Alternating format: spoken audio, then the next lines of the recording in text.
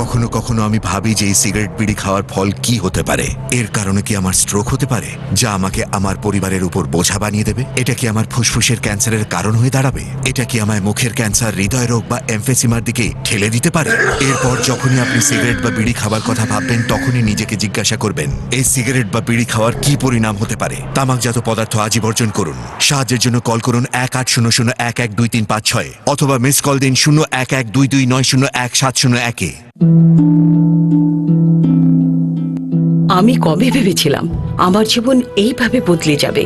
সবকিছু কত ভালো ছিল, একজন ভালো স্বামী, দুটো মিষ্টি বাচ্চা, কিন্তু তামাক সবকিছু বদলে দিয়েছে।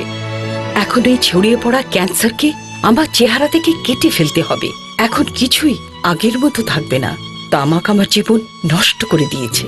খৈনি, গুটখা, তামাক, জর্দা, পান মশলা আপনার জীবন তছনছ করে দেয়। Smoking is injurious to health. Smoking causes cancer. ধূমপান স্বাস্থ্যের পক্ষে ক্ষতিকারক। ধূমপান ক্যান্সারের কারণ।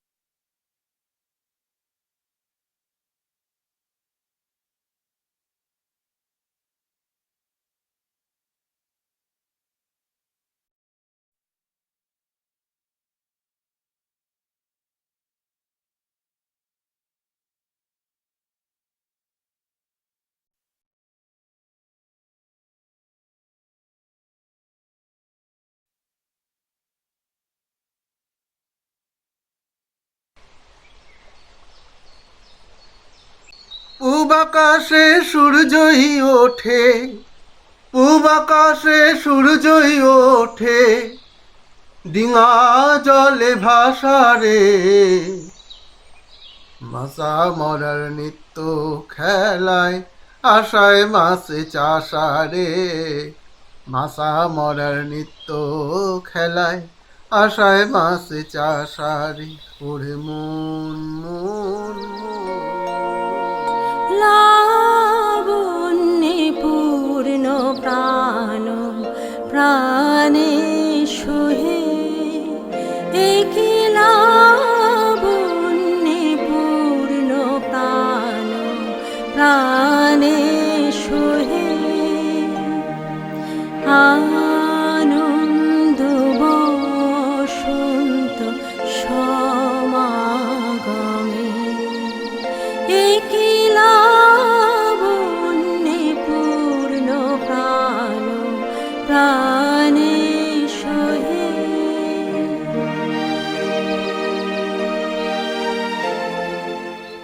আমি রবীন্দ্রনাথ কলকাতা শহর থেকে বহু দূরে এই শিলাইদহতে চলে এসেছি বাবা মশাইয়ের আদেশে এখানকার জমিদারি দেখাশোনার জন্য।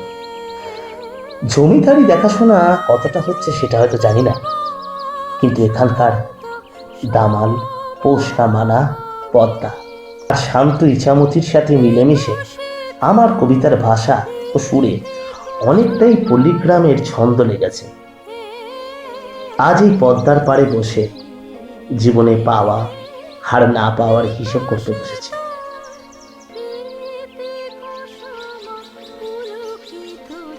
তাহলে শুরুই করা যাক সেই ছোট্টবেলা থেকে, যখন আমি আপন মনে আমাদের ওই বিশাল বাড়ির বারান্দায় দালানে ঘুরে বেড়াতাম।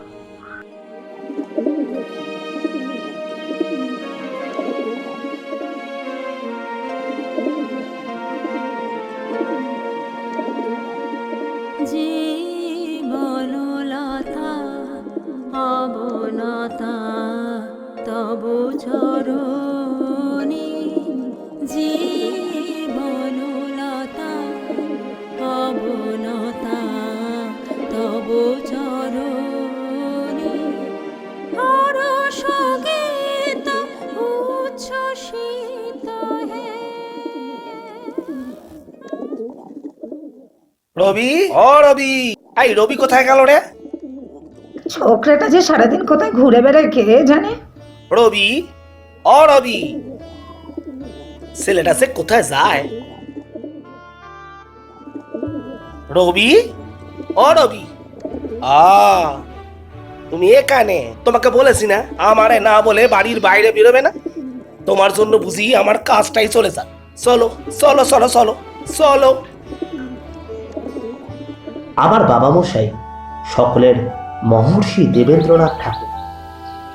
উনি কলিকাতার বাড়িতে থাকলেই আমাকে নিয়ে ভোরবেলা গঙ্গার পাড়ে সূর্যোদয় দেখতে যেতেন। রবি, ওই যে দেখছো দূর, ওইটা হলো পূর্ব দিক। সদ্গময় তমসো মা। একটার পর একটা স্কুল, একটার পর একটা স্কুল পাল্টানো হচ্ছে, কোনো স্কুলে ওর মন বসছে না। এইভাবে রবির পড়াশোনা হবে? কি ব্যাপার রবি, আমি এসব কি শুনছি? আমার স্কুলে যেতে ভালো লাগে না। ওকে স্কুলে পাঠিও না, জোর করে স্কুলে পাঠালে ওর পড়াশোনা হবে না। হ্যাঁ, পিসি ঠিক বলেছে, বুঝলে রবি। বাবা এদিকে শোনো তো একটু। শোনো, তোমাকে আর স্কুলে যেয়ে পড়াশোনা করতে হবে না, তুমি বাড়িতেই পড়াশোনা করো, বুঝলে? নায়েব মশাই, আপনি এক কাজ করুন, যত ভালো শিক্ষক আছেন তাদের ডেকে রবির বাড়িতেই পড়াশোনার ব্যবস্থা করুন। কি রবি, এবার খুশি তো? ব্যাস, আমার স্কুলে যাবার পাঠ উঠে গেল। বাড়ির সকলের কাছেই আমি হয়ে উঠলাম নিন্দার বস্তু। মাস্টারের কাছে পড়তে চায় না, স্কুলেও যেতে চায় না, এ আর মানুষ হবে না।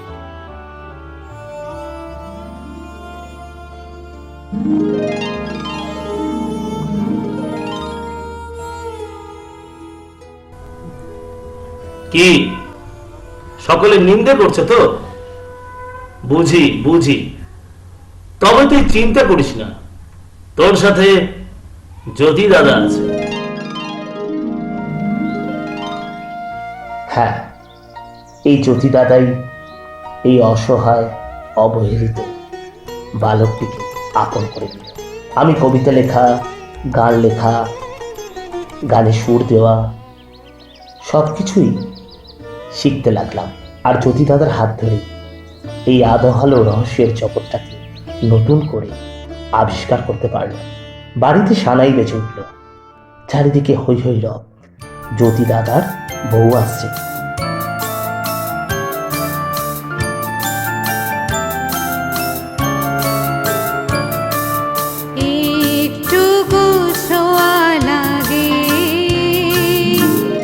আস্তে আস্তে আমাদের বন্ধুত্ব তৈরি। একটুকু ছোঁয়া লাগে, একটুকু কথা শুনি, তাই দিয়ে মনে। ও জ্যোতি দাদা, কোথায় গেলে? এদিকে এসো, কি যাও, এসো এসো। দেখো দুটিতে বেশ ভালো মাখামাখি। তাই তো দেখছি, দুজনে তো বেশ ভালোই জমে উঠেছে। তা রবি, নতুন বৌঠানকে পছন্দ হয়েছে তো?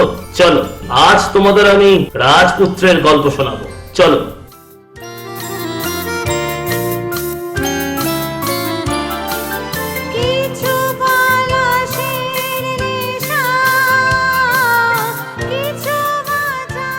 গ্রীষ্মের পর বর্ষা, বর্ষার পর শরৎ। এই ষড় ঋতুর আগমন প্রত্যাগমন চলতেই থাকলো। আর আমি আর আমার নতুন বৌঠান বেড়ে উঠলাম এই ঠাকুর বাড়ির চলো। আচ্ছা রবি, আমাকে একটু কথা বলো তো, আমাকে ছাড়া কি তোমার এক দণ্ডও চলে না? না, বৌঠানকে ছাড়া আমার কিচ্ছু ভালো লাগে না। আচ্ছা, আজকে কি কবিতা লিখেছো আমাকে দেখাও। হ্যাঁ, এই নাও।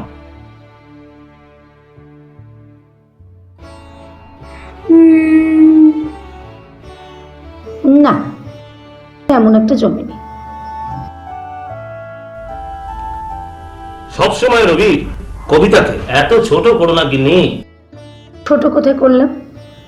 যা সত্যি তাই বলেছি। তোমার হয়তো জানা নেই, আস্তে আস্তে রবি কবি হিসেবে খুব নাম ছড়াচ্ছে। তাই বুঝি?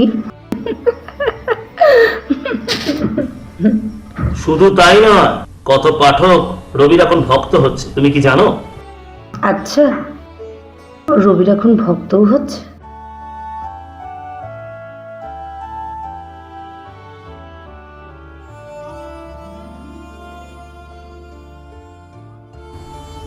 তুমি কি জানো জ্ঞানাঙ্কুর আর প্রতিবিম্ব পত্রিকায় রবির কবিতা ছাপছে? আর এটা কিন্তু সহজ ব্যাপার নয়। তাহলে বুঝতেই পারছো বৌঠান, আস্তে আস্তে আমার নাম বাড়ছে। তা কবি হিসেবে আমাকে সম্মান করতে শেখো।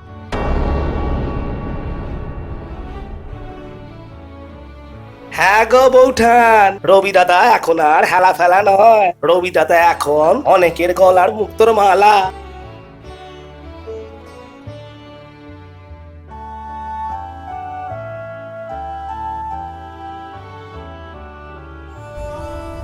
যাও রবি, তুমি তোমার বৌঠানের রাগ ভাঙাও।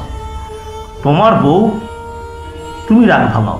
না রবি, এখন আমাকে বেরোতে হবে, নাটকের রিহার্সাল আছে, বোঝোই তো নাটক পাগল আমি। তাই আমাকে এখন বেরোতে হবে, আমার থিয়েটারটাও আমাকে সামলাতে হবে। চলি। এই বনমালী, যা ঘোড়ার গাড়ি বার কর। কিন্তু রাগটা কেন করলে সেটা শুনি। রবি, তোমার লেখা পত্রিকায় ছাপবে, কত পাঠক তোমার ভক্ত হবে। হ্যাঁ, সে তো আনন্দের কথা। তুমি যত বড় হবে, মানুষ তোমাকে তত আমার থেকে দূরে সরিয়ে নিয়ে যাবে। এই রবি তার বৌঠানকে ছেড়ে কোথাও কোনোদিন যাবে না। সত্যি? সত্যি, সত্যি, সত্যি, 3 সত্যি।